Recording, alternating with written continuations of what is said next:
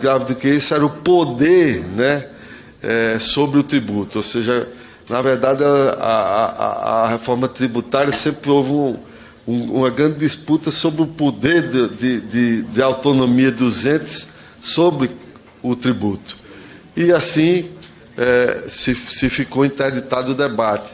Nesse momento recente da história, e me encaminho para o fim da minha fala, nós vivemos agora a mesma coisa, né? Nós avançamos bastante, deputado Arnaldo Jardim, Vossa Excelência que participou junto com muitos dos colegas que aqui estão, né? E o deputado Mauro Benevides, o deputado Nilton, todos aqueles que estiveram, o deputado Baleia, e nós avançamos bastante, chegamos na comissão mista, até uma comissão mista onde o Senado e Câmara, né, participaram discutindo juntos com 25 senadores e 25 deputados o tema tão relevante para que o Congresso estivesse unido. Mas aí, novamente, o que houve foi que o governo federal tinha uma simpatia e não podia ter sido até mais claro e ter revelado isso antes, mas o governo federal queria, na verdade, o ministro, para não fazer injustiça, o ministro da época era uma CPMF, era um imposto sobre tributação sobre operações financeiras, que é extremamente regressivo, é o que nós estamos querendo combater agora. E, ao final do cabo, nós não conseguimos votar uma reforma tributária. Então, para fechar, nós temos hoje uma grande diferença, que para nós, eu acho que completa esse momento de alinhamento, né, astral, se é que assim se pode dizer. Mas nós temos o governo federal, né, aqui representado por Vossa Excelência, com a determinação, e mais que isso, uma prioridade de governo, que para mim não é só uma prioridade de governo, é uma prioridade de Estado, porque nós estamos fazendo uma reforma, promovendo uma reforma estruturante do Estado brasileiro, participando desse debate, respeitando o parlamento, porque o governo podia ter enviado um novo texto, e não teria problema algum nisso, né? Iríamos começar pela Câmara, como manda a Constituição, e depois pelo Senado, mas existe hoje uma sinergia de estarmos todos juntos para, de fato, promovermos a reforma tributária no nosso país. Mas isso faz muita diferença, ministro, porque fez no passado recente. E se não fosse isso, talvez nós tivéssemos votado a reforma tributária. E não foi possível, porque nós não tínhamos também um governo com a determinação e a decisão de ter esse tema, que é complexo, não é um tema fácil, mas ter isso como prioridade. E eu tenho certeza que, aprovando, nós vamos deixar um grande legado para o nosso país. Primeiro, vamos deixar um sistema estruturante, né, que trata das grandes mazelas do nosso país, como disse Vossa Excelência, que foram construídas, os puxadinhos ao longo desse tempo, que geraram as contribuições, geraram os benefícios tributários e fiscais que houveram até hoje, de forma pouco transparente para cada cidadão e cada cidadã, e a gente vai demonstrar para o país que é possível, sim, você ter um sistema tributário eficiente, justo, que seja progressivo, que seja simples, que promova a justiça tributária, e mais que isso, que nós vamos poder também, como nação, poder ter política, sim, de desenvolvimento do nosso país, desenvolvimento regional, política de investimento, mas tudo isso com clareza, com cada cidadão sabendo o que é feito com aquele dinheirinho suado que sai da sua carteira. Então, ministra, seja muito bem-vinda, e nós estamos aqui também com o mesmo espírito, o espírito de cooperação federativa, que envolve também a nossa sociedade, para que todos participem e que nós tenhamos, de fato, nesse 2023, que seja um ano muito marcante para a história do nosso país, e que nós tenhamos aprovado a tão sonhada, tão discutida, tão propalada reforma tributária. Obrigado.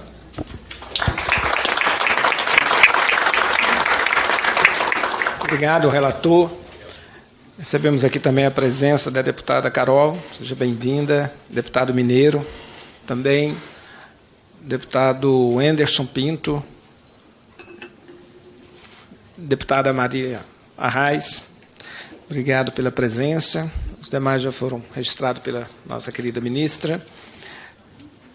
Com certeza, relator, acho que a reforma tributária é o grande instrumento da reindustrialização do Brasil, que é muito importante para a nação. E também, com certeza, depois do anúncio da âncora fiscal e as ações âncora, nós precisamos, de fato, dar sustentabilidade a esta âncora, a essa nova regra fiscal, tendo o sistema tributário como um grande instrumento para avançar nessa sustentabilidade, em especial fazendo um sistema transparente, um sistema sem judicialização, um PIB judicializado. Né? Os países que têm o IVA no mundo é 1%. O Brasil tem um PIB judicializado. Então, acho que, de fato, alguma coisa nós estamos fazendo de errado. Né? Acho que o nosso sistema é parte desses erros. E ter um sistema que possa também inserir, né, uma base tributária ampla vai ajudar muito a buscar superávit primário, atingir as metas e mudar a tendência do endividamento do país. Quero aqui passar a palavra, vai participar de forma online, outra presencial, mas acho que é online, a nossa deputada Tabita Amaral. Boa tarde, vocês me ouvem? Sim. Perfeito. Queria primeiro por 5 minutos, deputada. Muito obrigada, presidente. Pedir desculpas por estar online, não consegui no voo mais cedo para Brasília. Queria cumprimentar o nosso coordenador, presidente, deputado Reginaldo Lopes, cumprimentar também o nosso relator, deputado Aguinaldo, cumprimentar o líder Baleia Rossi e cumprimentar, sobretudo, a senadora, agora a ministra Simone Tebet. Tenho muita admiração pelo seu trabalho e me enche de orgulho e de esperança ver uma mulher ocupando uma cadeira tão importante e debatendo com tanta propriedade um tema que, com toda certeza, é o mais importante economicamente para o nosso país nesse momento. Também tenho aqui algumas notas para não me estender. Queria trazer 3 perguntas e peço permissão a vocês. Não sei se o vídeo, acho que está funcionando ainda. A primeira pergunta, ministra, gostaria muito de ouvi-la, diz respeito a gente começar a olhar para diferentes políticas públicas com um olhar focado em evidências e também análise de impacto. E eu sei que essa visão é muito cara à senhora também.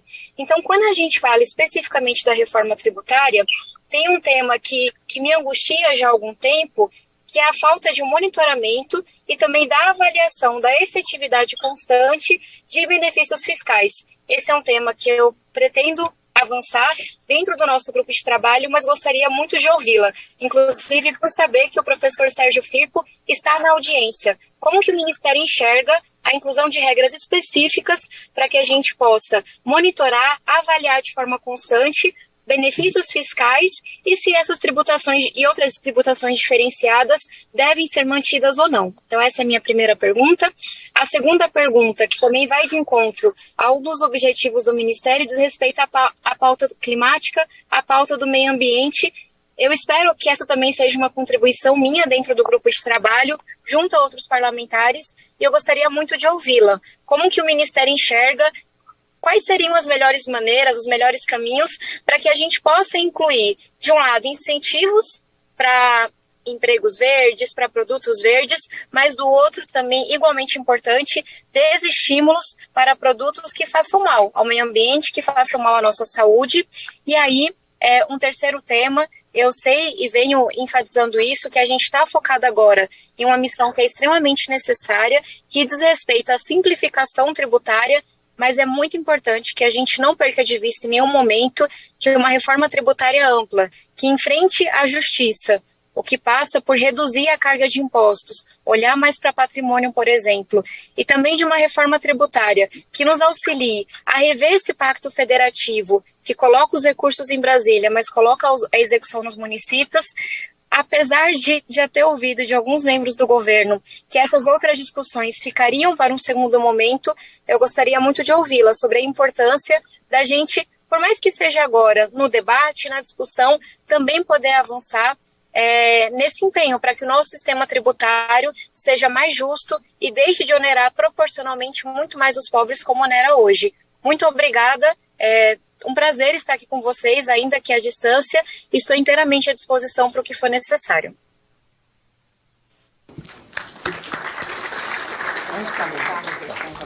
Passar para para a ministra Simone Tebet, porque, de fato, ela está em deslocamento, né, para ela poder ouvir seus questionamentos. Obrigada. Obrigada, deputada Tabata, pelo carinho e pelas perguntas mais do que pertinentes. A recíproca é verdadeira, uma jovem tão talentosa, já na sua reeleição na Câmara dos Deputados. E, assim, espero que meninas se espelhem em você, na Carol, né, na Marília, para seguirem esse caminho, porque nós precisamos alcançar o mais rápido possível 30% de mulheres no parlamento, com todo respeito aos companheiros deputados que aqui estão. Então, você viu que eu sou diplomática, eu falei 30%, eu nem falei 50%. Mas, assim, muito rapidamente, apenas para poder... Ela está em deslocamento, de trás para frente, nas respostas eu vou ser bem objetivas, Tabata, dizer que o meu ministério está à sua disposição, porque não é meu, é nosso, é do povo brasileiro. Em relação à questão da simplificação tributária, ela me perguntou a respeito da possibilidade, né? É importante dizer que realmente nós temos 3 grandes reformas a fazer no Brasil. A primeira é sobre o consumo, a segunda é sobre a renda, e aí alguns incluem renda e patrimônio, e a terceira é sobre o trabalho. Eu entendo até que nós possamos avançar alguma coisa em relação ao trabalho, se for da vontade do Congresso Nacional, nessa reforma tributária.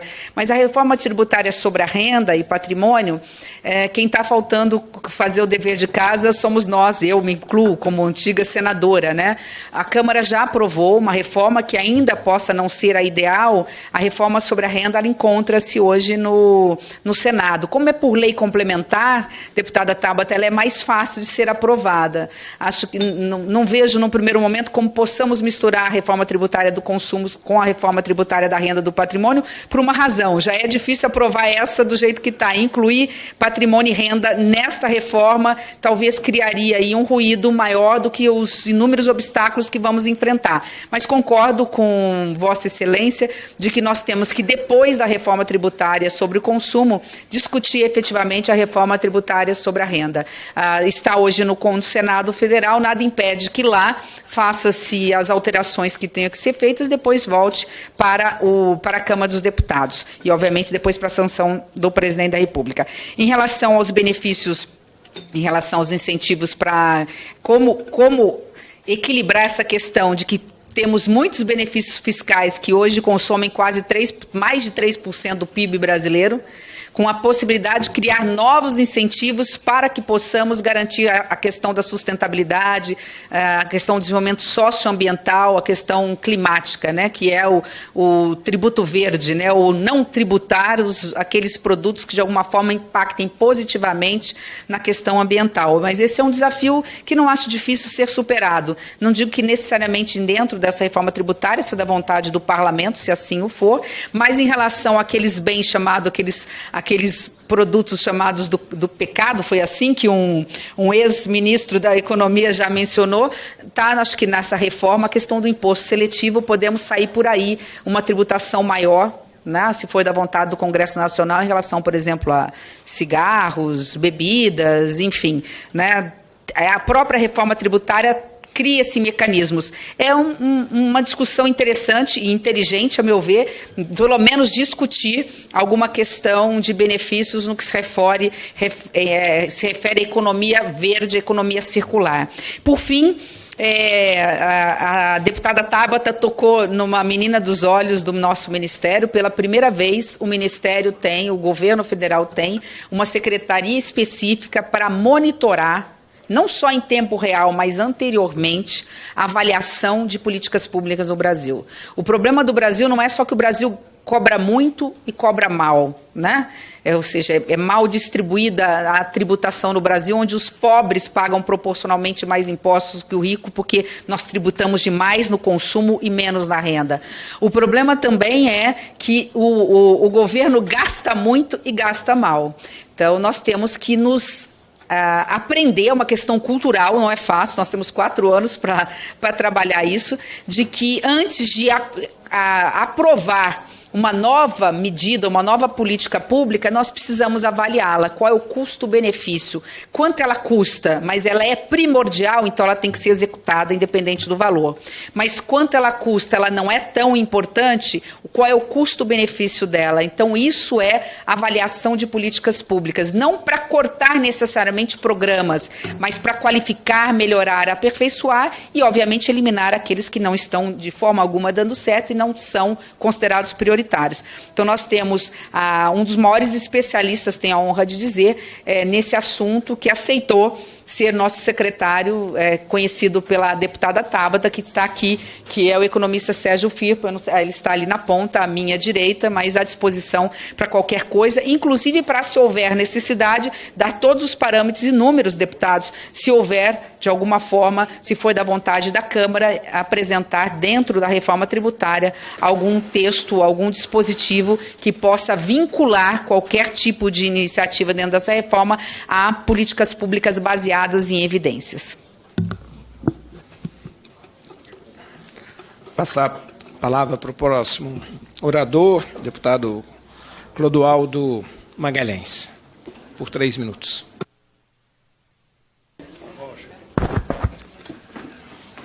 Ministra Simone, quero cumprimentar também aqui o nosso Aguinaldo Ribeiro. Uma vez ministro, sempre ministro. Reginaldo, Baleia, enfim, todos aqui que fazem parte da mesa. Ministra, eu vou inverter e vou fazer minha primeira pergunta em relação à questão ambiental, já que já foi tocado um pouco aí sobre taxar mais pesadamente produtos que não sejam verdes.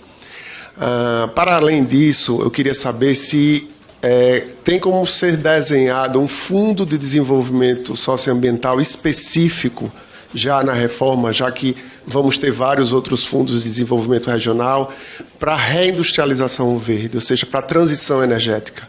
Porque no prazo colocado aí de 20 anos, na metade desse tempo a gente já vai ter aí que está exportando praticamente tudo verde. Então, o mundo inteiro está criando fundos e investindo muito, inclusive tem muito dinheiro europeu e americano querendo entrar no Brasil, precisa dessa estruturação legal, não vai ser custo para o país, mas aqui no Brasil a gente vai precisar também de investimento forte para que a gente não tenha daqui a 10 anos um colapso total das nossas exportações. Então, a pergunta é a sua visão em relação a essa criação do fundo.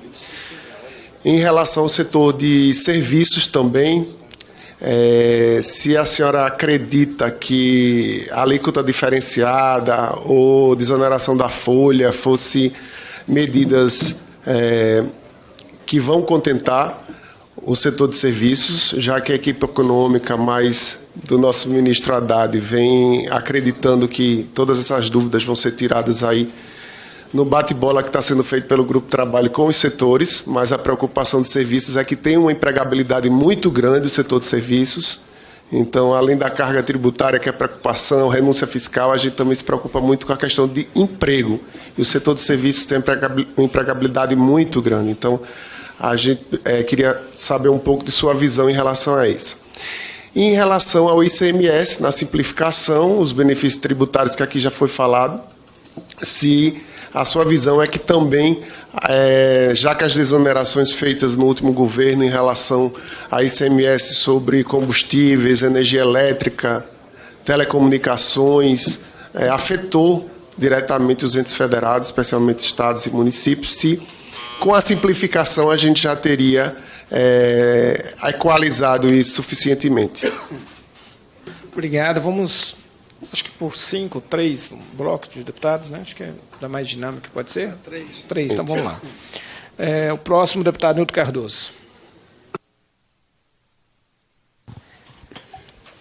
Muito boa tarde, nosso querido coordenador do GT, deputado Reginaldo, cumprimentar a nossa querida ministra Simone Tebet, agradecer, ministra, pela disposição e toda a dedicação e presteza de participar aqui hoje desta reunião do GT. Agradecer ao nosso deputado Baleia Rossi, nosso presidente, que como autor de uma das PECs, a PEC 45, permite que hoje tenhamos a condição, juntamente com a relatoria do deputado Aguinaldo, de trazer de volta esse tema, que é o ponto alto dessa legislatura. E essa reunião, com a sua participação, ministra, tem também esse condão de ser uma das principais reuniões que vamos promover no âmbito do GT, tendo em vista a necessidade de convergência nesse momento. Só lamento que nós tenhamos uma Semana Santa que não dá para trabalhar todo mundo que nós gostaríamos aqui, mas nós estamos aqui firme. Estamos aqui todos presentes em Brasília, participando e atuando em prol do nosso país. Pena não estarmos votando. Mas, ministra, o trabalho do Ministério que pode contribuir muito para esta reunião, para essa comissão, eu queria tratar dele com Vossa Excelência. Primeiro, para pedir alguns números e apoio para os trabalhos que estamos desempenhando aqui, tendo em vista a qualidade da sua equipe e dos dados que estão à disposição também do Ministério. Nós temos uma situação, falando pelo agro, né, tanto o nosso estado de Minas Gerais quanto o seu estado, Mato Grosso do Sul, são estados onde a agricultura, né, vem da base da nossa economia, e grande parte dos produtores rurais são produtores rurais que dependem do seu CPF para conduzir as suas atividades.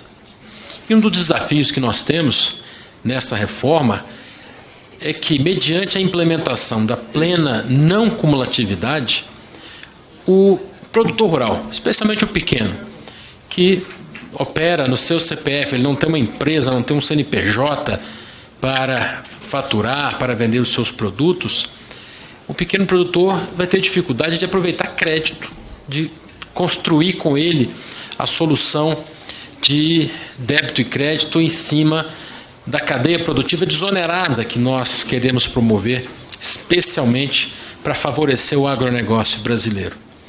Eu vejo as falas muito importantes aqui de nossos colegas que nos antecederam, preocupados com a transição verde, e o agronegócio é talvez um dos pontos de maior oportunidade para promovermos produtos que são da nossa maior política de Estado hoje, que é a exportação de produtos agrícolas, e produzi-los a partir da economia verde, precisa considerar o pequeno produtor. E nós precisamos saber quem é esse pequeno produtor. E talvez o Ministério possa nos ajudar na identificação para levar e construir a política que estará no texto do nosso ilustre relator, deputado Aguinaldo Ribeiro. Inclusive, esses dados são muito importantes porque, apesar da qualidade da reunião que tivemos ontem na Fiesp, eu só lamentei não poder participar, deputado Reginaldo, deputado Aguinaldo, preocupa-me um pouco da visão de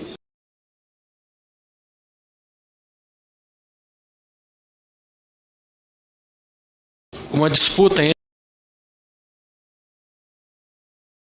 totalmente integradas. E se nós queremos que o Brasil, de fato, avance não só com a reforma, mas que os efeitos produzidos pela reforma promovam geração de emprego e renda, como vamos promover, a agroindústria é o ponto-chave para essa questão. E, portanto, essa informação, essa contribuição de Vossa Excelência será, de fato, fundamental. Na sequência, ministra, também dizer que nós temos um fator de mudança na reforma que é a tributação no destino. Então, estamos encerrando a história, estamos extinguindo aqui o ISS-QN. E um tributo que preocupa os prefeitos, especialmente os prefeitos das cidades médias e maiores, que eles vão perder um pouco do poder de controle sobre a autonomia sobre a tributação.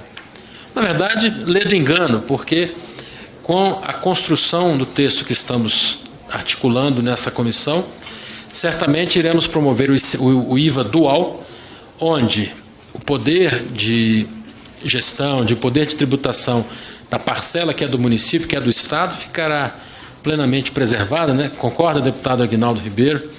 Ou sua... Mas a sua manifestação é muito importante nesse sentido, mas é dizer que o relator tem que ouvir, deputado. Muito bem, muito bem. Responderemos nos autos. Mas dizer que essa preocupação é tema também que afetará as futuras visões, o próprio planejamento do Ministério. Então, essa contribuição para trazer uma visão de que os municípios também irão ganhar, porque simplesmente tirar a restrição de base de arrecadação só dos serviços e migrar para toda a gama de atividades da economia municipal, de fato vai superar sobremaneira a quantidade de recursos arrecadados pelo antigo ISS. E com isso vai promover uma redistribuição dos recursos arrecadados pelos tributos sobre o consumo, e agora unificados no novo IVA, de forma que as políticas públicas para os municípios também serão, especialmente os pequenos, poderão ser alteradas. Então, trazer essa visão do Ministério de qual seria o impacto e quais são essas mudanças que vocês enxergam, também traria grande contribuição para a discussão aqui nesta comissão. Ademais, agradecer esse convite que você aceitou, está aqui hoje contribuindo num dia tão importante para a nossa comissão. Agradecer aqui os colegas que tiveram a paciência de me ouvir até agora e desejar a todos, né, do nosso país que possam ter uma Semana Santa abençoada. Muito obrigado. Obrigado, deputado Cardoso Júnior. Registrar a presença da deputada Rosângela Reis, mineira do nosso estado. Deputado Jorge Oeten, presente, deputado de Santa Catarina. Também deputado professor Paulo Fernandes. Muito obrigado. Com a palavra, deputado Vitor Lippe.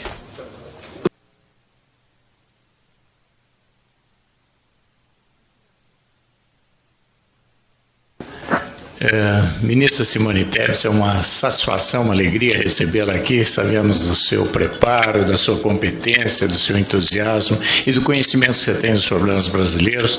Então, estamos muito esperançosos, inclusive com essa expectativa da criação dessa Secretaria Especial para analisar os investimentos que foram feitos, estão sendo feitos, os benefícios estão feitos aqui no país. Acho que essa é uma questão absolutamente fundamental para a gente melhorar o resultado das coisas, porque o que interessa para a população é o resultado daquilo que a gente faz.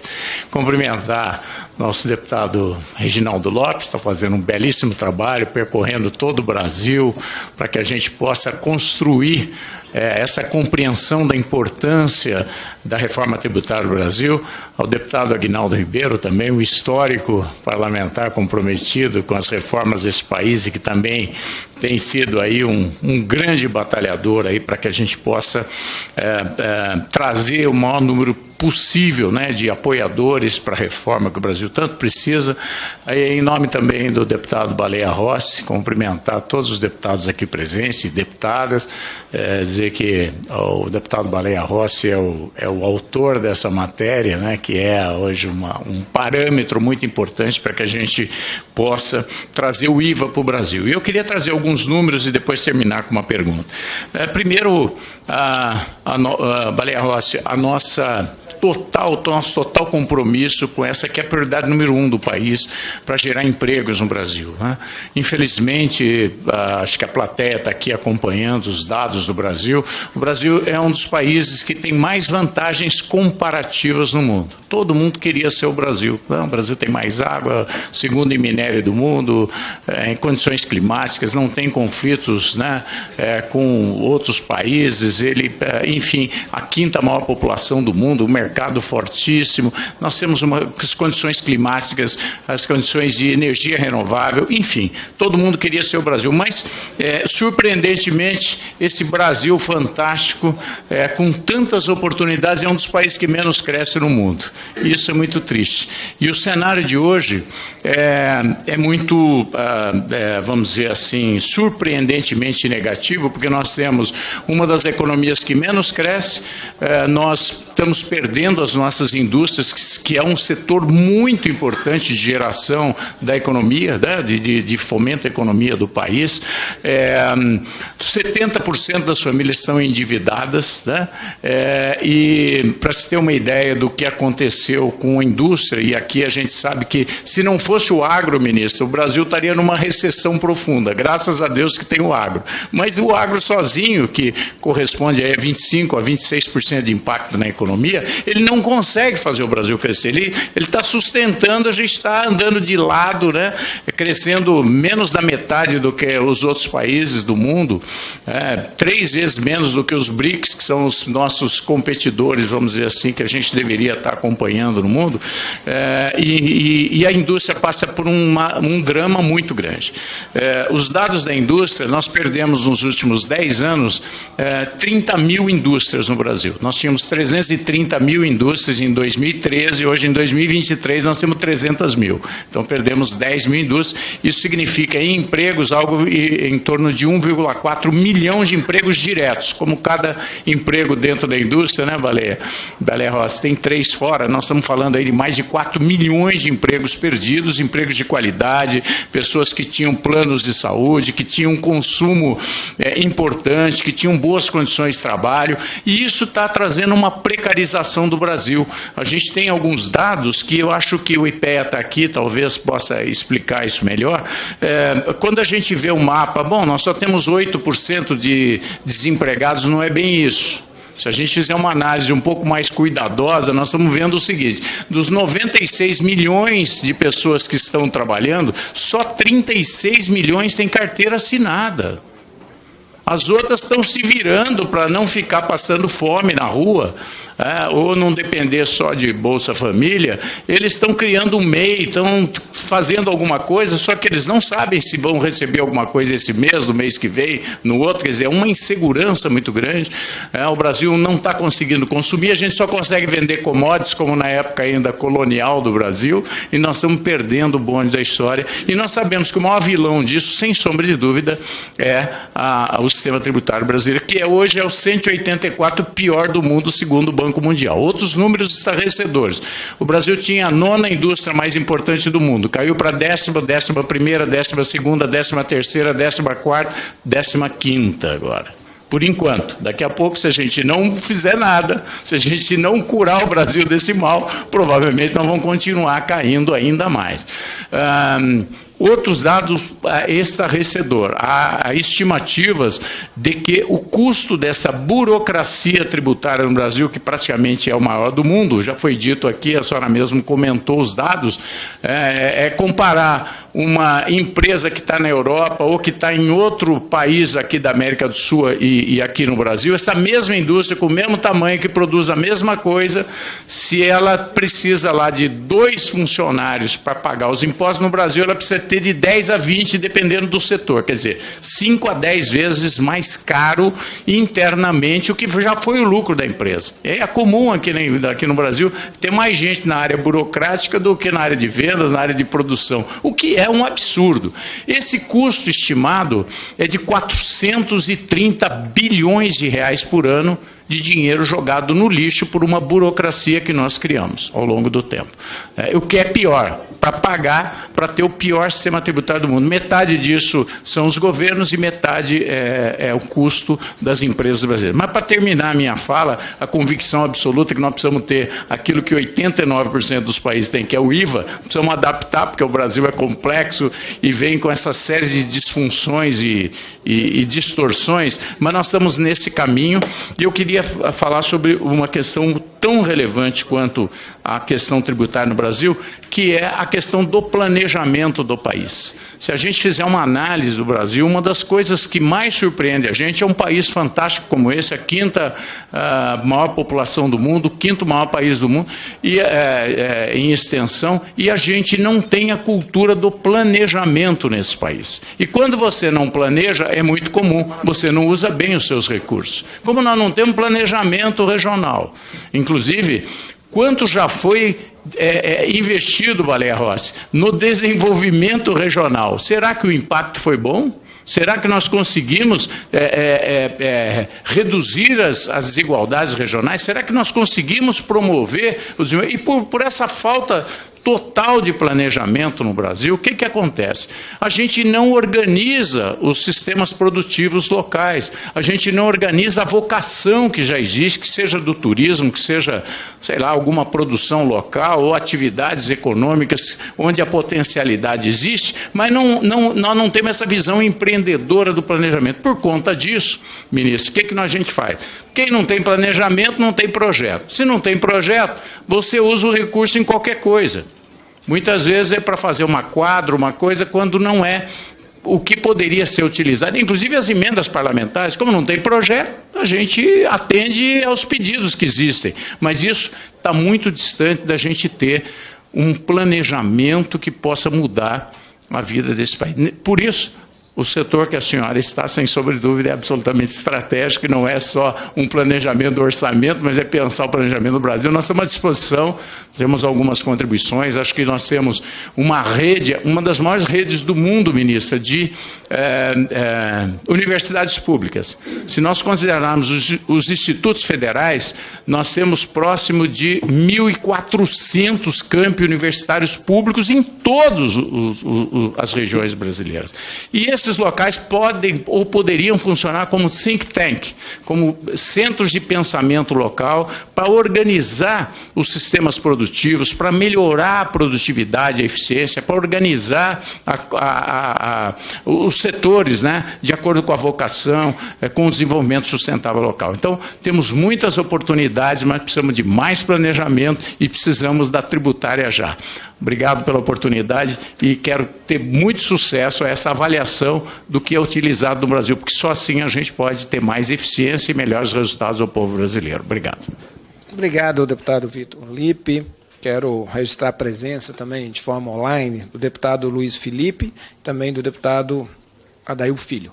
Com a palavra, ministra Simone Tebet. Obrigada. Bom, foram muitas perguntas, eu vou ser bem objetiva para dar tempo todo mundo, né, obviamente, participar. Estou à disposição pelo tempo que os senhores precisarem e fico muito feliz, assim, pelas contribuições, inclusive por essa plenária cheia. Então, gostaria de cumprimentar com muito carinho os servidores e servidoras da casa, a imprensa que se faz aqui presente. Né, sem vocês, nós não somos nada, sei disso como senadora que fui por 8 anos.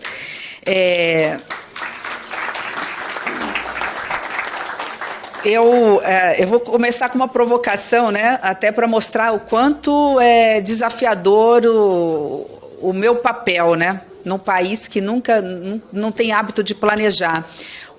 Essa semana nós estávamos numa reunião estressando alguns dados, alguns números, algumas janelas de oportunidade, e Firpo me falou o seguinte: desde que foi criado o Conselho de Monitoramento e Avaliação de Políticas Públicas no governo federal, não tem muito tempo, deputado Mauro, eles, junto com o IPEA, junto com toda a equipe técnica, avaliaram políticas públicas que gastaram ou investiram, porque políticas públicas eficientes não são gastos, né?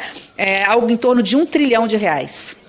Aí eu perguntei o seguinte: o que foi feito com todo esse estudo que vocês fizeram de monitoramento, de avaliação de políticas públicas? Então, imagina o tamanho do desafio que nós temos, né? O Brasil não tem a cultura do planejamento estratégico, e quando nós fazemos, muitas vezes ficam nas gavetas. Porque, primeiro, é o poder de convencimento que nós estamos tendo, e estamos sendo muito bem recebidos no governo, na esplanada, nos ministérios setoriais. Ou seja, é importante lembrar que o Ministério do Orçamento e Planejamento é o ministério meio.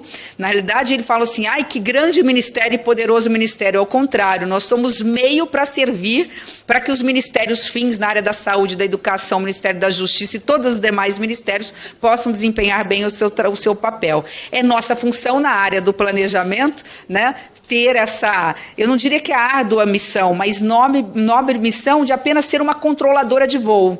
Eu brinquei na minha posse dizendo o seguinte, para simplificar, né, o meu papel é ser aquela operadora de voo num grande aeroporto internacional, onde cada Boeing, cada aeronave com seu piloto, portanto, seu ministro, tem as suas especificidades, tamanhos diferentes, objetivos diferentes e rotas. Eles sabem onde querem chegar, né, já estabeleceram essas rotas. Eu só tenho um papel ali, né, porque também sou do orçamento, evitar que haja colisão, ou seja, que as políticas públicas não sejam de encontro, mas que vão ao encontro de uma finalidade única, que é servir a população, ser eficiente, ser eficaz naquilo tudo.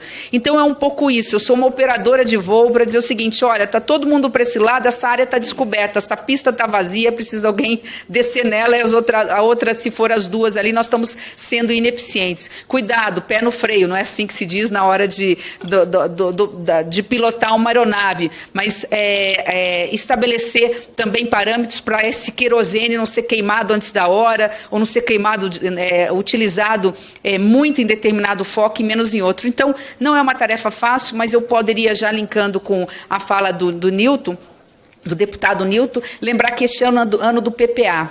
E a determinação do presidente Lula é que esse seja o planejamento, o plano plurianual mais participativo da história. Eu quero só fazer uma correção. A imprensa tem falado muito em orçamento participativo. Nós não estamos falando em orçamento participativo, nós estamos falando em planejamento participativo. Que Brasil queremos? Para quem queremos esse Brasil? Onde queremos chegar? Em quanto tempo queremos chegar? Quais são os grandes programas, quais são os eixos que nós temos que traçar, aí trabalhar indicadores, metas, prazos para cumprir essas determinações. Claro que esse PPA, e nós vamos percorrer todas as capitais do Brasil em maio e junho, claro que ele vai ser, né, vamos dizer assim, a alavanca, a base para o orçamento que vai ser votado pelos senhores. O papel do Congresso Nacional aprovar o orçamento dentro de alguns eixos. O Brasil quer continuar queimando combustível fóssil, já tem um projeto de médio prazo para a transição energética, o que nós queremos na área da inclusão social, como fazer isso, né? Então, os parâmetros estão lá, mas o orçamento é feito pelo Congresso Nacional, eu gostaria de deixar isso muito claro. Então, assim, agora, voltando para o início, o deputado Clodoaldo falou de um possível fundo de desenvolvimento social ambiental. Sim, é possível. Lembrando que nós já temos 2 fundos. Nós vamos ter o fundo, a princípio, eu estou trabalhando em cima do relatório. Se mudar, eu mudo também, porque eu vou defender o que sair da Câmara dos Deputados. Então, assim, deixar muito claro isso, porque eu tenho convicção que a reforma tributária ela tem que sair mesmo, e fez muito bem o presidente da República, e não entregar uma nova reforma, porque a reforma tributária já foi exaustivamente, pelo menos a base dela, já foi exaustivamente discutida na Câmara e no Senado. Agora temos que estressar esses números e rechear essa reforma para sair a reforma mais ampla e justa possível. Então, dentro desse cenário, nós já temos 2 fundos. Nós temos o Fundo de Compensação para Estados e Municípios, nesses próximos, talvez, 20 ou 30 anos, não sei o que vai sair daqui, e nós temos, sim, o Fundo de Desenvolvimento Regional, que particularmente tenho orgulho de dizer que foi uma exigência minha que fosse um Fundo Constitucional de Desenvolvimento Regional na PEC 110. Fico feliz que ela tenha sido incorporado, pelo menos por enquanto, na PEC que vai sair daqui. Porque um dos pilares da reforma é justamente por ela ter um olhar federativo que ela diminua as desigualdades regionais. Então, não vai servir apenas a alíquota única, mas como nós vamos tributar no consumo, que possa garantir minimamente também um fundo para investimento nas regiões menos favorecidas, especialmente o norte e nordeste do Brasil. Então, é possível, eu veria só qual é o caminho mais fácil, né?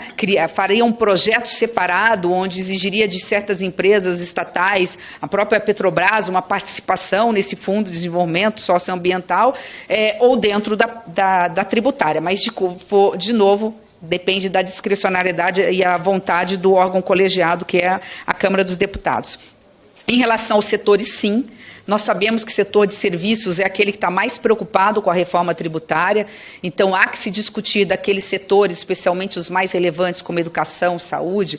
É possível discutir uma questão de alíquota diferenciada, vai depender muito do que vai ser trazido nas audiências públicas. Não vejo por parte do governo nenhum questionamento em relação a isso. Lembrando ainda em relação à forma de fomentar o estímulo à indústria verde, né? Existem já subvenções, incentivos em relação à indústria verde, por exemplo, na transição energética. Agora foi prorrogada a questão das fotovoltaicas, né, da energia solar, só voltando nesse parênteses que foi feito. Em relação ao deputado Nilton, em relação ao agro, é um assunto que eu conheço um pouquinho, né? Eu sou do agro. Há que se fazer uma diferença do agro, do pequeno, da agricultura familiar, do pequeno, do médio para o grande. É importante fazer essa diferenciação, porque na cadeia também, por conta da exportação, ele não é onerado, então ele ganha aí com aquele que é pequeno. Eu sei que a frente parlamentar fala de algo como um simples rural. É uma coisa a ser discutida dentro do Congresso Nacional. Se perceber que vai haver, porque há uma informação, não sei se ela é verdadeira, que o agro tem algo em torno de resíduo tributário, algo em torno de 12%. Então, se houver a necessidade de se discutir um agro, um simples rural, desde que muito bem, com parâmetros muito bem definidos, para não pegar o grande, para pegar realmente o pequeno, que é aquele que depende, o CPF dele, né? Ele vive mais como pessoa física do que como pessoa jurídica. Eu não vejo assim um regime específico, muito focado, é o relator que vai ter a palavra e os senhores, né? Em relação ao destino e o impacto em relação a ISS, eu quero trazer um número muito relevante que foi me trazido pela Luciana, né, e o Gobet, que representa o IPEA, que é uma coisa interessante, os municípios estão com medo de perder. Só que dos 5.700 municípios, 500, num primeiro momento, perderiam. Por que eu digo num primeiro momento? 5.200 ganham e 500, mais ou menos, estou generalizando porque eu não tenho os números de cabeça, perderiam. A princípio, perderiam porque tem um fundo de compensação durante 20 anos para esses municípios. Mas olha que dado interessante, não sei onde que está na minha papelada aqui, mas olha que algo interessante. Em relação ao ISS, porque com a unificação ISS com o ICMS, numa contribuição aí no IBS, a princípio o município tem medo de perder as rédeas disso, não há por que temer, né, no mundo digital como o nosso, onde basta ficar com a tela aberta em tempo real, antes do sistema analógico que nós temos hoje, o prefeito vai saber quanto que entrou, quanto que ele tem direito do novo, vai continuar, vai ser IBS mesmo? Enfim, aqui é IVA, né? Porque lá que era IBS e contra. Aqui também vai ser IBS. Bom, enfim, ele tem em tempo real, ele tem condições de fiscalizar. Mas a informação que eu tenho dessa pirâmide é que hoje, os municípios recebem em ISS, na renda per capita por habitante, 3.249 municípios, imaginem, mais da metade dos municípios brasileiros arrecadam até R$100 de ISS per capita por ano. Portanto, estou baseado nos números de 2 anos atrás, mas 3.249 municípios brasileiros, os quase 5.700, recolhem até R$100 por ano de receita per capita com ISS. E só 61 municípios brasileiros conseguem arrecadar acima de R$1.000 per capita ano com o ISS.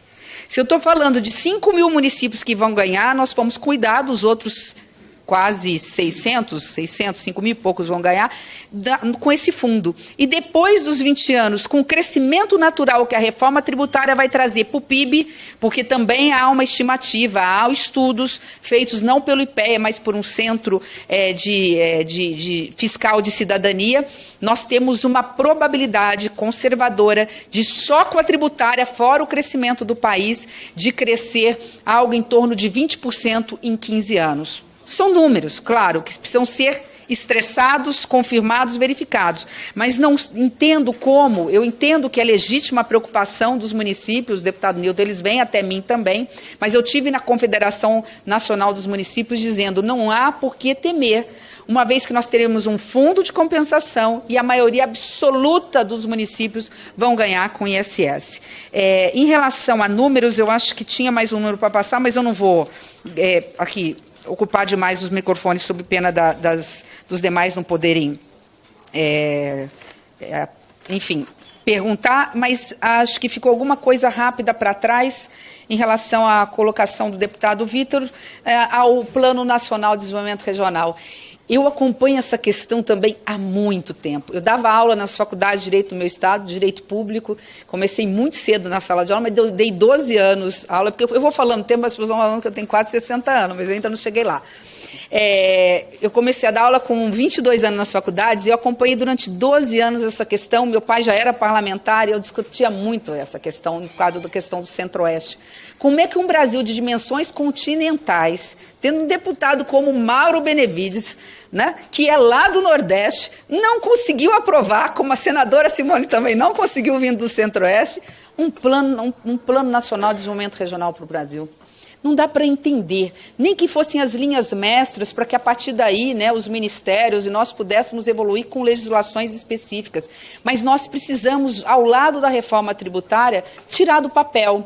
Tem projetos bons na Câmara, tem projetos bons no Senado. Peguem um grande guarda-chuva que possa ser o pontapé inicial, porque ao lado da reforma tributária, que também vai conseguir diminuir essa desigualdade regional, nós precisamos, com o PPA participativo, que vai entrar em vigor a partir de 2024, com o Plano Nacional de Desenvolvimento Regional, nós vamos poder ter focalização nos investimentos, no pouco orçamento, o cobertor curto do orçamento, para ver o que o Nordeste brasileiro precisa, que é diferente do Norte, que é diferente do Centro-Oeste, que é diferente do Sul, que é diferente lá do Norte de Minas Gerais, que tem o IDH muito próximo a municípios e estados do Nordeste brasileiro. Então, a tributária, ela vem com uma primeira sinalização. O PPA, ele é importante porque ele vai dar essa visão do Brasil que queremos, mas o Plano Nacional de Desenvolvimento Regional pode acelerar aquilo que é o sonho de todos nós, né? Diminuir as desigualdades, não só sociais, mas desigualdades regionais no Brasil. Você podia me dar 5 minutos também, porque senão eu falo sem parar. Ministra tem tempo livre.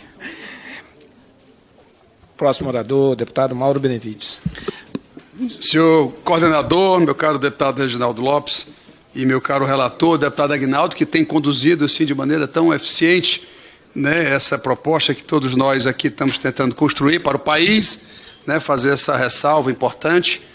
Cumprimentar a todos que fazem parte da mesa, o Sérgio, a Luciana, meu colega, companheiro, o deputado Baleia Rossi, que aqui está conosco, o João, a Renata, mas sobretudo ela, que ao longo de muitos anos eu também tenho tido o privilégio de acompanhá-la, né, toda a sua dedicação com o país.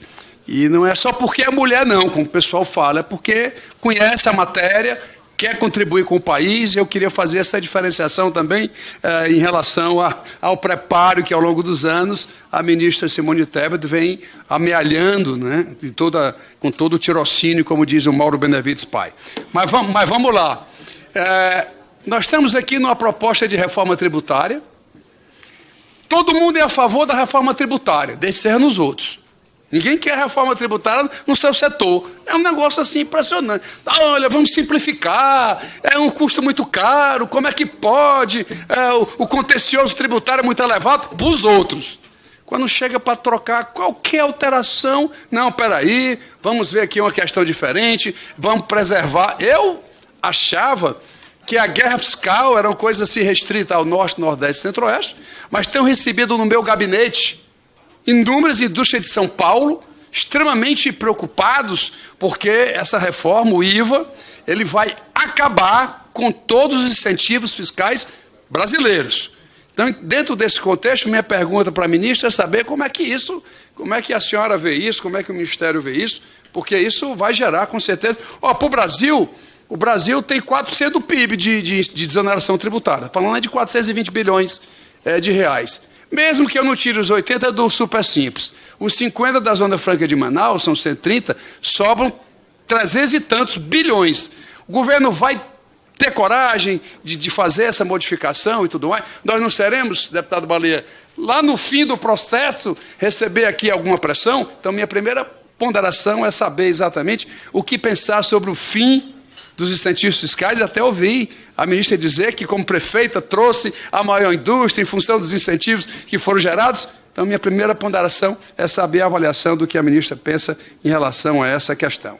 Segundo ponto, é fundamental, olha, eu estou muito feliz quando vejo o Ministério preocupado na avaliação das ações, dos investimentos. Lá no meu estado, nós temos uma matriz de insumo-produto, uma matriz Leontief, que você mede o impacto de um setor no outro, ex ante, antes de tomar a decisão do investimento. Nós temos lá o nosso IPE, Luciana, lá no Ceará, que é o nosso Instituto de Planejamento lá, o FIRPO sabe o que é que eu estou falando, e lá a gente examina ex ante o impacto de decisão, de tomada de decisão de investimento, e aí desses parâmetros da matriz a gente gera um modelo de equilíbrio geral para a gente ver o impacto que isso tem dentro da economia do Estado do Ceará. Minha pergunta eu gostaria só de ouvir, se fosse possível, estão pensando em alguma coisa, como é que vão avaliar isso, de que forma, ex ante, ex post também, enfim, só para que eu fiquei muito feliz quando ouvi essa colocação e que tipo de modelagem, né, poderá ser feito para poder a gente avaliar isso que o Brasil precisa. Apesar de que hoje, não só na política pública, mas no investimento, o Brasil estava previsto investir 22 bilhões. Saiu de 140 bilhões em 2010 para 22, esse teto do gasto foi ceifando o investimento. a despesa obrigatória, primária obrigatória, aumentando em termos reais todo ano, o investimento foi a válvula de escape, e o Brasil achava isso lindo. Ave Maria, foi o melhor modelo que se teve, foi diminuir a capacidade de investimento e deixar que pessoal, previdência, enfim, as despesas obrigatórias, que representam o quê? 90% da despesa do governo federal, viesse tomar conta de toda a proposta orçamentária do governo federal. Eu espero que agora, inclusive no arcabouço fiscal, que a ministra domina realmente muito bem, eu já tive a oportunidade de ouvi-la, é importante que nesse arcabouço venha, quando do aumento da despesa, dos tal 70%, que venha alguma regra preservando o que vai acontecer com o investimento. Porque senão vamos ter a mesma coisa.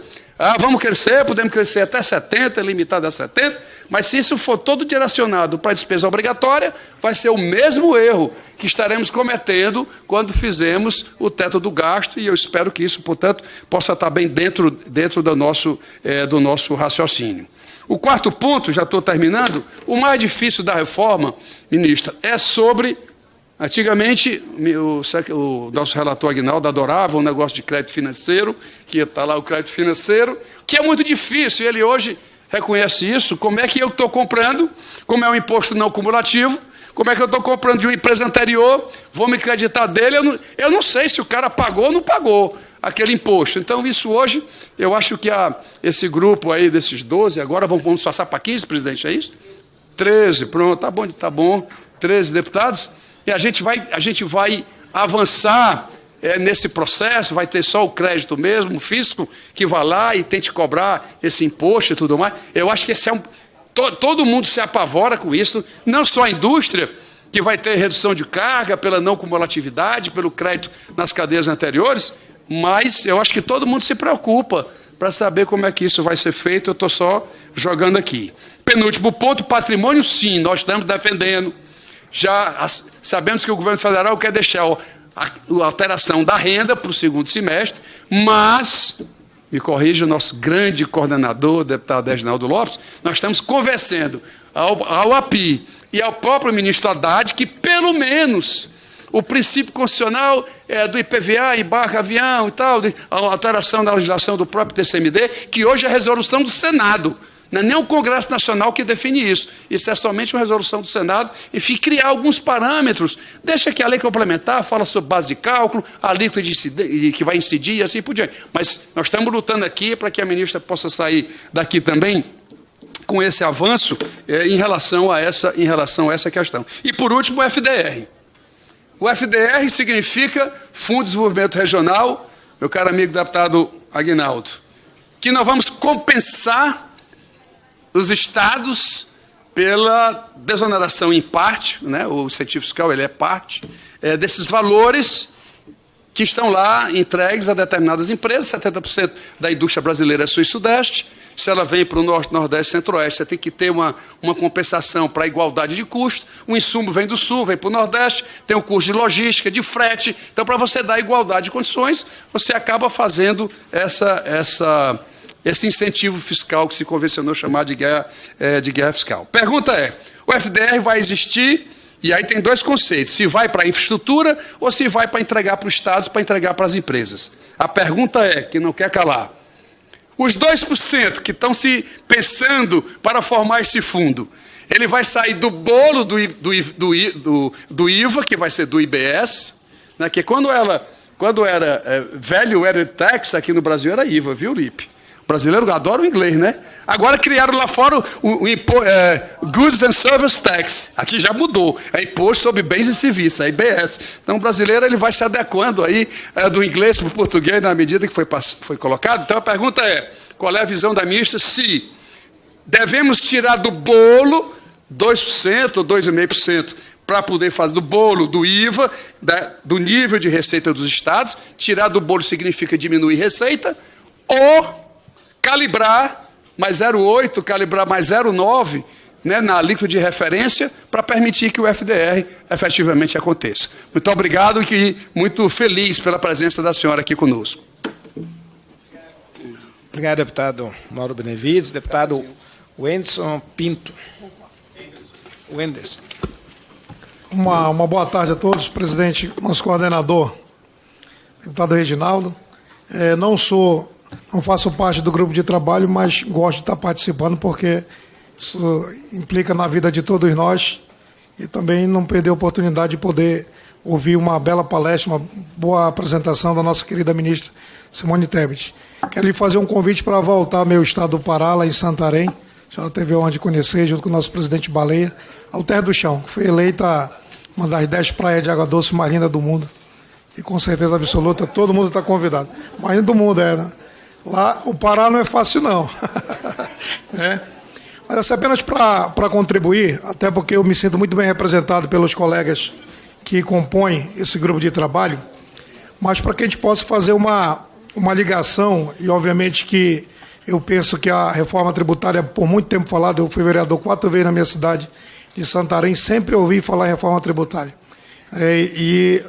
Graças que eu tive a oportunidade nessa vinda para Brasília, ter a oportunidade de estar tomada uma decisão, tanto do parlamento como do governo, de fato, dar o devido valor e a implementação e com certeza que ela saia para que possa fazer justiça com o país e corrigir as distorções ao longo de tantos anos de muito problema. Que a reforma tributária se tornou uma grande saga e, se você parar para pensar também, uma grande forma de negócio para os advogados tributaristas, que obviamente que não tem nada a ver com isso, mas por conta da complexidade do nosso sistema nacional tributário, nós enfrentamos tudo o que estamos enfrentando hoje. E quem sente na ponta é o próprio povo brasileiro.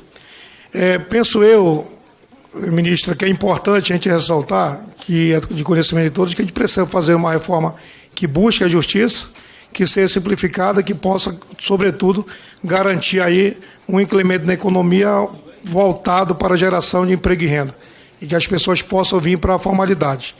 A gente escuta muito, quando a gente anda no Pará, em qualquer lugar desse país, as pessoas falando da dificuldade de se fazer, ou seja, de se cumprir com todos os seus compromissos na integralidade por conta da complexidade como é o sistema tributário nacional hoje. E diante disso, eu queria pautar, e eu já lhe ouvi aqui, mas sobretudo que a reforma ela possa fazer uma correção de uma distorção histórica no país, que são as desigualdades regionais. E a região que eu moro hoje, a Amazônia, no estado do Pará, talvez a mais prejudicada de todas, e hoje está sendo voltada como a mais bem olhada pelo mundo, mas precisa ser feita justiça com ela. Então, que nessa reforma a gente possa garantir, de fato, as desigualdades regionais, não só do ponto de vista da arrecadação, como também do ponto de vista da distribuição desses tributos para os estados e municípios. Porque, cito aqui para finalizar, fazer transporte escolar, saúde e educação na Amazônia é muito mais caro, é muito mais oneroso que fazer no sudeste do país, por exemplo. Na nossa região, coordenador Reginaldo, uma linha de transporte, uma rota de transporte escolar de mais de 240 quilômetros. Parece algo de outro mundo, mas não é. Lá no Pará tem. São Félix do Xingu, 240 quilômetros. Então não é possível que a gente não possa fazer uma reforma tributária pautada a corrigir essas distorções e valorizar, sobretudo, essa desigualdade, valorizar não, lutar para que a desigualdade regional seja abolida no nosso país. Por outro lado, eu quero fazer um convite, porque eu acho que é importante a reforma tributária, mas é, sobretudo, a educação fiscal do povo brasileiro é importante também. E os municípios que hoje conseguiram implementar os programas de educação fiscal têm um resultado diferenciado, tanto do ponto de vista da arrecadação, como também do retorno desses tributos para a população. E eu falo isso, mais uma vez, dando o exemplo das grandes distorções quando a gente vai para a área da infraestrutura. Uma BR no estado do Pará, que é a nossa querida Transamazônica, com 4.262 quilômetros, que vai do Amazonas até Pernambuco, ela só no estado do Pará tem 800 quilômetros sem pavimento. Quando você olha para o país como um todo, mais uma distorção. Então, que esses tributos arrecadados possam retornar fazendo essas correções. E finalizo, presidente, fazendo um convite. No próximo dia 5 de maio, nós estaremos realizando essa casa, uma sessão solene no plenário Ulisses Guimarães, sobre o lançamento do programa do Prêmio Nacional de Educação Fiscal. Então, fica aqui exatamente para a gente valorizar essas duas oportunidades que nós temos, que hoje é pauta do Congresso, a reforma, mas também trabalhar conjuntamente com a educação fiscal para que a gente possa cada vez mais fazer com que as pessoas possam reconhecer que sem tributo não é possível governar, sem recursos não é possível fazer obra nem prestar um bom serviço. Muito obrigado, parabéns e um bom trabalho a esse grupo de trabalho. Obrigado, deputado Anderson Pinto. Com certeza o IVA traz, IBS, transparência, que ajuda na educação financeira desse país, educação fiscal, né? E até também exigir melhor qualidade dos gastos públicos. E também o Pacto Federativo, acho que é outro debate, né? Depois da reforma tributária, discutir as competências e atribuições. Acho que é uma grande pauta. Obrigado. Próximo orador, deputado Fernando Mineiro, por 3 minutos. Meu boa tarde, coordenador Aguinaldo, Reginaldo e Aguinaldo, é o nome de uma dupla, né? Reginaldo e Aguinaldo. Eu acho que o... Hã? Aliás, o Aguinaldo é músico, né? Um dia ele falou aqui que é músico também. Então essa dupla aí vai fazer sucesso. Desejo muito sucesso para essa dupla internamente na Câmara, porque o sucesso dessa dupla frente a essa tarefa terá impacto no Brasil de uma forma assim, inimaginável. E muito importante, ministra, a sua presença aqui, inclusive trazendo esses números assim, menos soltos, né, sapecados, como a gente diz, e até gostaria que a senhora socializasse mais esses números, para a gente poder enfrentar algumas mistificações sobre a reforma tributária. Porque, como o Mauro fala, né, todo mundo é a favor no discurso, mas quando você vai afunilando, aí começa a ser contra. E se cria uma mitologia, né, sobre quem vai ganhar e quem vai perder, que eu acho que os números são importantíssimos para a gente enfrentar esse debate na base. E eu acho que se engana quem pensa que a reforma tributária é de interesse exclusivo do empresariado. Acho que o Aguinaldo tem falado e falou isso aqui. Interessa a reforma tributária, é mais de interesse da população, né, dos trabalhadores, das trabalhadoras, dos consumidores, das consumidoras, dos cidadãos, das cidadãs. Foi por isso que eu sugeri ao coordenador Reginaldo a gente fazer um debate com as centrais sindicais. Nós temos que trazer, né, as organizações dos trabalhadores, das trabalhadoras, para dentro desse debate. É óbvio que o debate sobre a taxação de patrimônio e renda, que é outro debate necessário no Brasil, mais delicado e mais difícil do que esse da reforma tributária, é urgente, é necessário. Mas se a gente não der esse passo de tentar simplificar o que nós temos hoje, nós não vamos conseguir uma outra questão, que é a taxação de renda e patrimônio, como existe em qualquer país do mundo. Fica até imaginando, viu, Aguinaldo, se é difícil fazer a reforma tributária no parâmetro que está sendo colocado, imagina quando a gente for fazer o debate sério de patrimônio e renda. Aí que nós vamos criar uma barreira imensa. Mas eu gostaria, tenho acompanhado, não sou do GT, mas tenho acompanhado esse debate, porque acho que é o debate mais importante desse ano. O mais importante, dele depende da implementação do programa de governo. Dele depende tirar do papel tudo aquilo que foi pactuado, né, com a sociedade nas eleições. Independente, mesmo que não fosse o Lula que ter ganhado as eleições, estaríamos com o mesmo problema, que é de financiamento do Brasil. Então eu gostaria, deputado Aguinaldo, se eu pudesse fazer um rápido balanço do que andou até hoje, porque nós temos a questão lá, os entraves, né, do fundo, da questão da origem do destino, enfim, são coisas que estavam travando um tempo atrás. Eu gostaria só de aproveitar esse momento para dar uma geral das suas andanças por aí, de vocês dois têm sido verdadeiros Dom Quixotes nessa tarefa fundamental e primordial do Brasil. É isso. Obrigado, deputado Fernando Mineiro, né? Já marcamos a audiência com as centrais, dia 25 de abril, com todas as centrais, com foco na empregabilidade da reforma e também com foco na progressividade, né? Deputada Carol D'Artora, com a palavra. Muito obrigada, boa tarde a todas e todos. Cumprimento a ministra Simone Tebet, cumprimento o deputado Reginaldo, o deputado Aguinaldo. Fico muito feliz por estar aqui participando desse debate. Ressalto a importância de ter uma mulher debatendo a reforma tributária. Então, mais uma vez, parabenizo a ministra Simone. E ressalto aqui a importância desse debate para setores da nossa sociedade que são absolutamente excluídos e que precisam passar por uma inclusão econômica urgente, especialmente as mulheres negras. Então, eu gostaria de direcionar uma pergunta à ministra Simone, que é pensando no lançamento, né, do novo arcabouço fiscal que o ministro Haddad recentemente apresentou, que vai basicamente incidir sobre e-commerce, incidir sobre esses que têm se negado, né, a pagar imposto no nosso país, e a recomposição do orçamento do país fica muito prejudicada em decorrência disso, e esse arcabouço, acredito que pode promover uma maior justiça nesse sentido. Mas, ao mesmo tempo, a gente também tem setores que têm se colocado com dificuldades para compreender a importância disso e tem criticado o fato da gente não incidir sobre os gastos públicos ou investimentos públicos, né, que a gente pode chamar assim.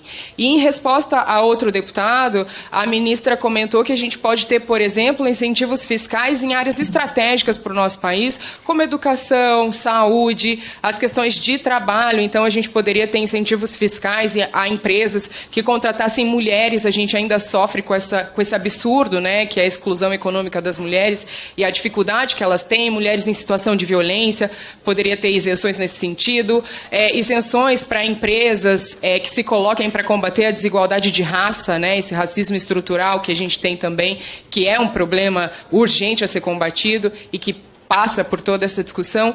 Então, eu gostaria de saber como a ministra tem se colocado para promover esse convencimento, considerando essa falta de compreensão de alguns setores ainda de como vai se dar esse arcabouço, que se relaciona muito com a reforma tributária que a gente deseja fazer.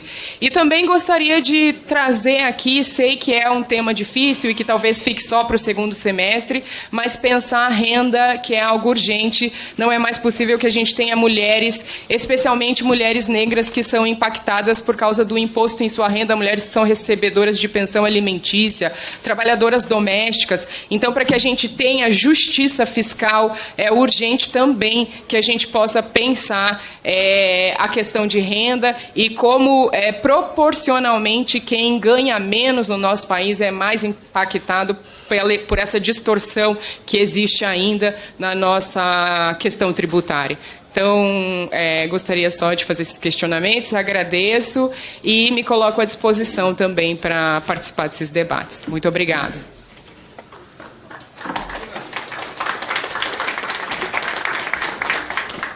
Bela contribuição, deputada.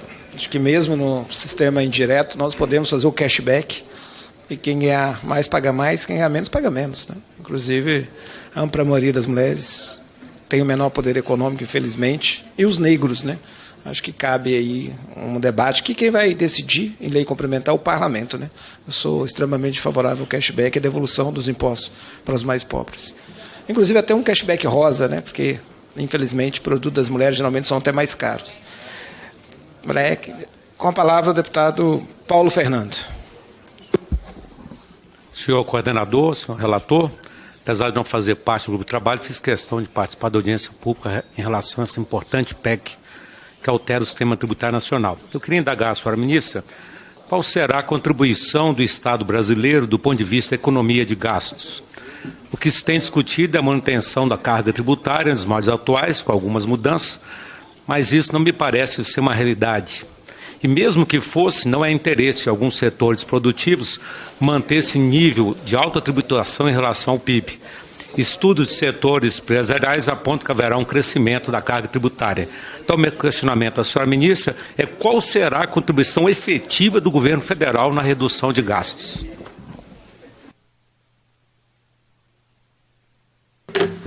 Obrigado, deputado Paulo Fernando. Nós estamos aqui, encerramos os inscritos.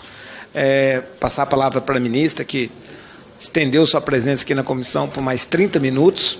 Ela chegou pontual, né, às 14h30, então quero já agradecer aqui, passar a palavra para responder às intervenções dos nobres deputados e deputadas, mas também para as considerações finais. Obrigada. Bom, vou procurar aqui atender, abarcar todas. Eu notei muita coisa aqui em forma de perguntas, mas acho que não vai ficar nenhuma para trás. O deputado Mauro Benevides me faz uma provocação mais do que justa, porque ele acompanha, nós já conversamos, debatemos muito a questão do incentivo fiscal, nem sempre estávamos do mesmo lado, mas naquela época eu tinha razão, agora quem tem razão é Vossa Excelência. Então acho que a gente sai aí num caminho do meio. Eu entendo, sim, fazendo a brincadeira, porque o deputado acho que concordava comigo na época, assim, que a questão dos incentivos fiscais ela foi necessária por um tempo no Brasil, mas ela se exauriu, seus efeitos se exauriram. E o deputado, até coloquei aqui uma frase que ele mesmo colocou, né? Acho que foi ele que colocou.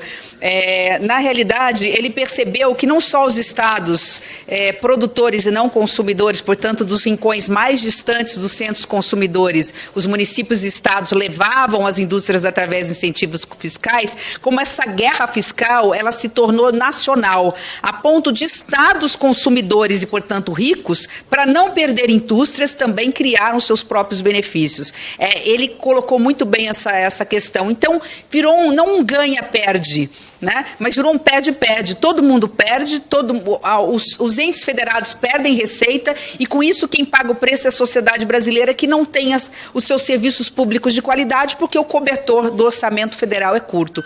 E se você não tem arrecadação, você não consegue prestar bons serviços para a sociedade. Então, acho que é um pouco isso. Então, estava correta lá no início dos anos 2000 e agora quem está correto é Vossa Excelência. Ou seja, se exauriram os efeitos dos incentivos fiscais e nós temos que repensar o sistema tributário brasileiro. Então, assim, independentemente de qual estado, a princípio, acha que vai perder, porque nós veremos que nem o Estado, neste momento, perderá, porque aí é a segunda pergunta que o deputado me fez em relação à questão dos incentivos que aí estão, né? Cabe uma calibragem feita na reforma de garantir os benefícios já concedidos do tal, né, do direito adquirido, né, não vou discutir tese de se é direito adquirido ou não, né, até 32, mas aqui, e se teremos, se a reforma permitirá ou não que se garanta novos incentivos desde que o prazo final seja 2032. Isso é uma discussão a ser feita, né, pelos senhores. Acho que essa foi a provocação feita. Em relação, de novo, à avaliação de políticas públicas, que no Ceará do deputado Mauro já fazia o dever de casa como uma avaliação ex ante, é exatamente isso ao que nós nos propusemos. Não só avaliar concomitante as políticas públicas já existentes, mas toda vez que o Ministério quiser apresentar ao presidente Lula, à Casa Civil, uma política nova, ou mesmo quando os senhores quiserem apresentar um projeto de lei, nós estamos à disposição. Existe um conselho chamado Conselho de Monitoramento de Avaliação de Políticas Públicas. Ontem eu liberei os últimos detalhes para que o presidente possa depois avaliar numa decisão política, mas já está bem encaminhado para baixar o decreto. Esse conselho, como eu disse, já existe e já levantou em gastos, avaliou políticas públicas no valor total de R$1 trilhão nos últimos anos, e que esse conselho agora quer fazer o dever de casa internamente. O nosso secretário tem visitado todos os ministérios, todos os ministros, todos os secretários executivos, para mostrar que nós não estamos ali, e é a última pergunta feita pelo professor Paulo, nós não estamos ali necessariamente para falar de corte de gastos, nós estamos falando ali para falar de qualidade dos gastos públicos. Se nós conseguirmos avançar em relação à eficiência, à eficácia das políticas públicas, nós já teremos dado um salto de praticamente 180 graus. Nós teremos saído, né, de um norte e ido para outro. Não que não signifique que nós não tenhamos que enfrentar a questão, e o professor Paulo está absolutamente correto, na questão de gastos desnecessários. Mas o foco não é do nosso ministério, aí é do Ministério da Gestão, e nós apoiamos o Ministério da Gestão no que se refere à máquina pública, foi desmembrado, não é do planejamento do orçamento, nós apoiamos em relação a possíveis cortes de gastos e ficamos focados em possíveis extinções de políticas públicas se elas forem totalmente ineficientes e não forem fundamentais para o Brasil. Porque nós sabemos também que tem tem projetos que são prioritários, que são necessários, gastos públicos. Vou dar um exemplo, embora seja hoje uma política que ninguém mais contesta, que é a questão do Bolsa Família. O que nós podemos fazer e estamos fazendo é ajudando o Ministério do Desenvolvimento Social no aperfeiçoamento do CAD único, porque embora seja o Bolsa Família mais do que necessário e ele é eficiente, ele pode chegar a um grau de 100% de eficiência,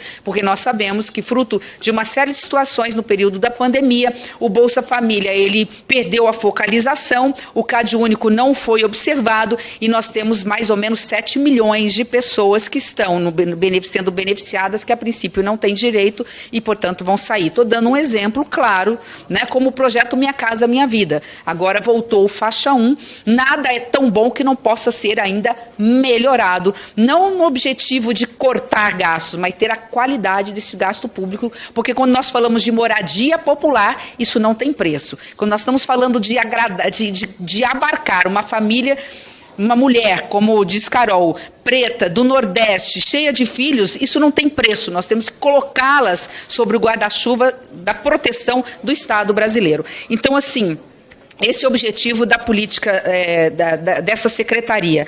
Em relação a colocar nessa reforma a questão da renda ou do patrimônio, aí é uma discussão com o ministro Haddad. Eu não me importo, mas eu quero ser bem objetiva nesse quesito. Eu entendo que nós precisamos aprovar a reforma tributária mais ampla possível. Se colocar a questão do patrimônio nessa reforma, não atrapalhar o andamento e a aprovação dessa reforma, abato palmas, contem comigo, né? Acho que a única coisa não é fácil uma reforma tributária que tenha que discutir com os entes federados, como estados e municípios, e que tenha que discutir com setores como o setor de serviços e do agronegócio. Mas nada impede de aproveitar o texto constitucional para, sei lá, tributar aeronaves no Brasil, alguma coisa nesse sentido. Aí eu não vou entrar nessa questão neste momento. Em relação ao Fundo Constitucional de Desenvolvimento Regional, já que eu de alguma forma sou madrinha dele lá na Câmara, exigir para poder ter o meu apoio lá, o que o deputado me provoca é o seguinte: mas de onde vai sair esse dinheiro? Né? Ele é muito gentil, ele vai dourando a pílula para não me colocar, não prensar na parede, mas a pergunta é essa. Veja, eu sou do interior do Brasil. Se nós aprovarmos, hoje nós não temos espaço fiscal para suportar. Mas se nós aprovarmos o arcabouço fiscal e a reforma tributária, ela avançar na Câmara, ela for aprovada com o Fundo de Desenvolvimento Regional, e todo mundo perceber que é uma reforma possível, crível, que vai ser aprovada inclusive no Senado, não vai haver impacto nenhum para o mercado, para investidor, para efeito de juros de longo prazo, para questão de endividamento, questionar se o Brasil é saudável ou não, se nós compartilharmos, olha, quem está falando é a ministra do Orçamento, compartilharmos esse custo, ou seja, esse fundo, que é a questão, vai sair do IVA ou vai sair? Isso é uma questão a ser discutida a médio prazo. Com um bom arcabouço aprovado, se nós conseguirmos, como eu acredito que nós vamos conseguir, reduzir pela metade o déficit fiscal já esse ano, saindo de 2,1% do PIB para 1,1%, ou um pouquinho menos, 0,9%, ou seja, saímos de 230 bi para algo em torno de 107, 110 bi, no final do ano, um pouco menos que isso, que é possível fazer, o ministro Haddad e nós estamos trabalhando nesse sentido, né? Ou seja, caminhando para aquilo que está dentro do arcabouço fiscal. Se o arcabouço fiscal for aprovado com os parâmetros, com a moldura que nós desenhamos e com os parâmetros definidos, né? Se ele não houver muita modificação dentro do Congresso Nacional, né? Acredito que dá para iniciar a prosa, como diria na minha terra. Mas se sair do IVA, melhor, né? O Anderson aqui, desculpa, que eu já tive vários embates com o deputado Mauro, agora eu não posso mais brigar com ele, eu tenho uma troca de informações, né? Então aqui eu tenho, na casa dele eu tenho que... Anderson falou... É tudo que eu gostaria de ouvir. Eu também sou, como disse, do interior do Brasil. Para mim, essa questão do desenvolvimento regional é prioridade absoluta.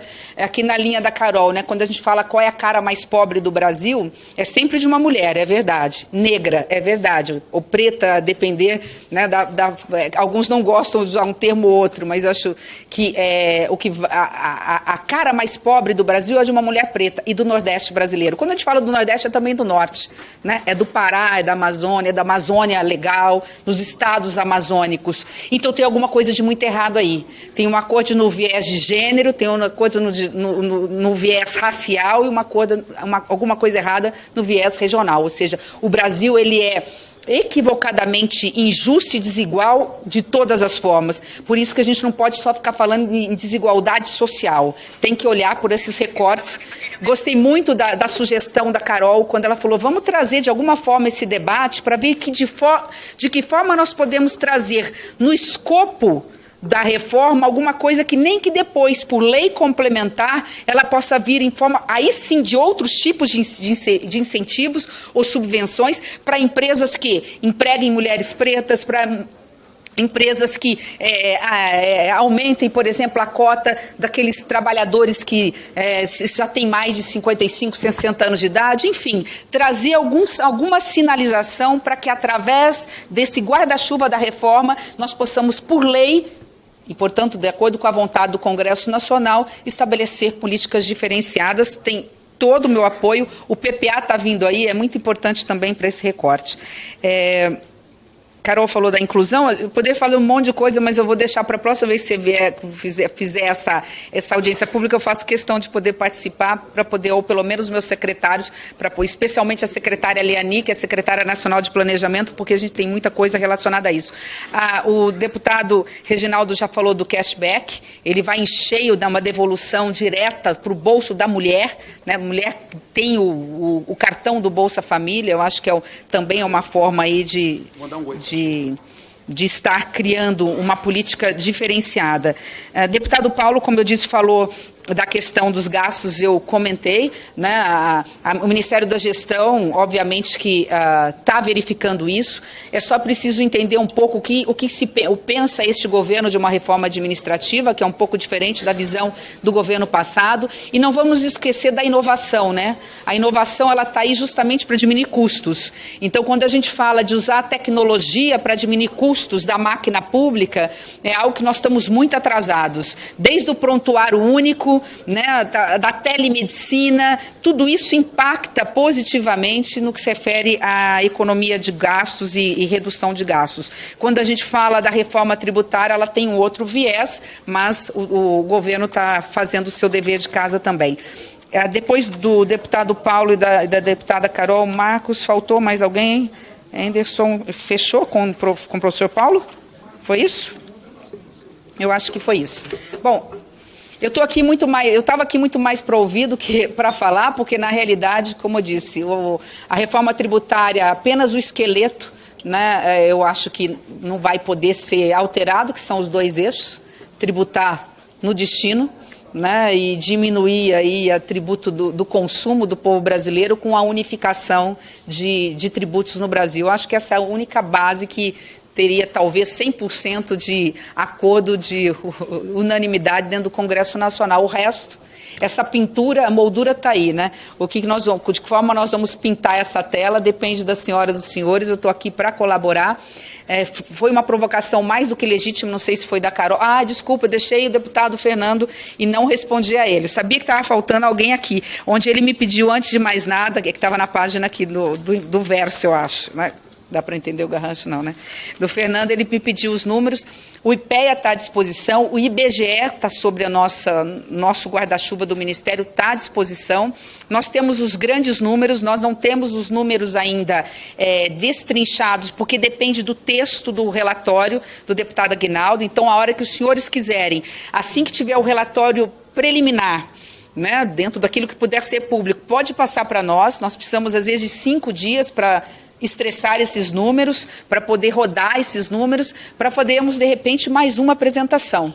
Tá? Então, vem o IPEA, vem o IBGE, eu acho que esses números podem ser colocados no momento oportuno. Nós só não ainda temos esses números, porque a bola está agora com a Câmara dos Deputados. Então, do arcabouço da reforma que sair, nós temos condições de pontuar muita coisa. Aquilo que nós não tivemos, também nós buscamos em conjunto. Acho que é muito importante. Acho que foram essas as questões apresentadas.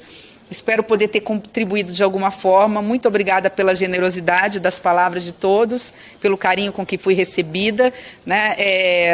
Isso só mostra que não há cor partidária aqui. Estamos todos juntos, imbuídos no mesmo ideal. A reforma tributária é a única, acho que é o único instrumento que nós temos realmente no Brasil para garantirmos aquilo que todos os brasileiros querem. Um Brasil que tenha a capacidade de crescer à altura da sua grandeza.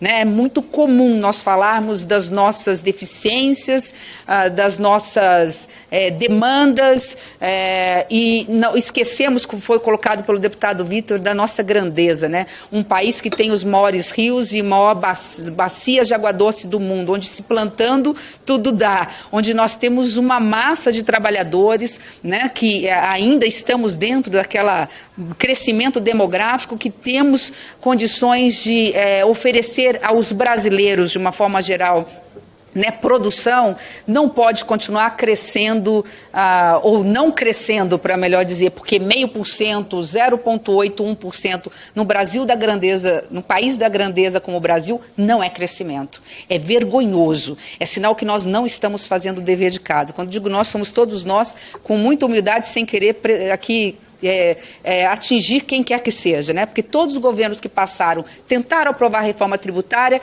não conseguiram. Este é o momento certo, porque o Brasil sai de uma crise social, econômica e política sem precedentes, sem olhar para lados aqui. O Brasil se encontra polarizado, se encontra dividido, mas também unido no entendimento de que o Brasil precisa voltar a crescer. Crescimento significa emprego, emprego significa renda, renda significa gastar e significa aumento da arrecadação. Nesse ciclo virtuoso, todos nós temos a ganhar, que nós possamos deixar as nossas diferenças setoriais, e falo como alguém do agro, de lado, que nós possamos deixar as nossas diferenças federativas de lado, e que nós possamos confiar no Congresso Nacional e no governo federal. Que os municípios e estados possam confiar que ninguém aqui que veio desses estados, desses municípios, vai deixar aprovar nenhuma reforma que os prejudique. Nós estamos aqui para entregar a melhor reforma para o Brasil, para os 210 milhões de brasileiros, sem deixar nenhum município para trás, sem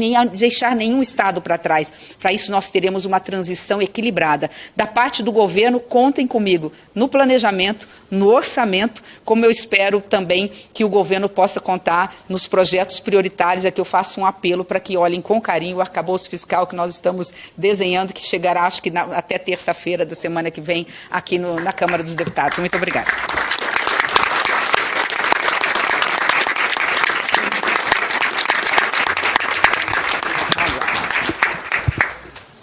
Quero agradecer do fundo do coração a grandeza, a generosidade da ministra por estar conosco aqui no GT.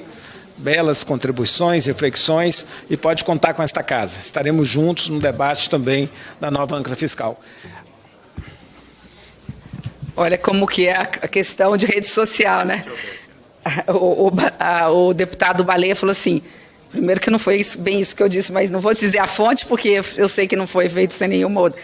Tebet disse que é preciso discutir alíquotas diferenciadas para o setor de serviços. Eu disse que é possível os senhores discutirem alíquotas diferenciadas, mas não seremos nós, senão seria o impositivo do governo, não foi isso que eu disse. Mas para ver, como em tempo real as coisas acontecem e como essa casa é prestigiada, já está no site aqui, tudo que foi dito, né? Obrigada, boa tarde. Então, obrigado. Quero... O Aguinaldo, depois, na outra oportunidade, responde o Fernando Mineiro, deputado, né? Eu quero declarar encerrado o nosso trabalho e convidar e convocar a próxima reunião para terça-feira que vem. Muito obrigado. Agora em Brasília, 4h46, o deputado Reginaldo Lopes, do PT de Minas Gerais, encerra esta audiência pública realizada pelo Grupo de Trabalho da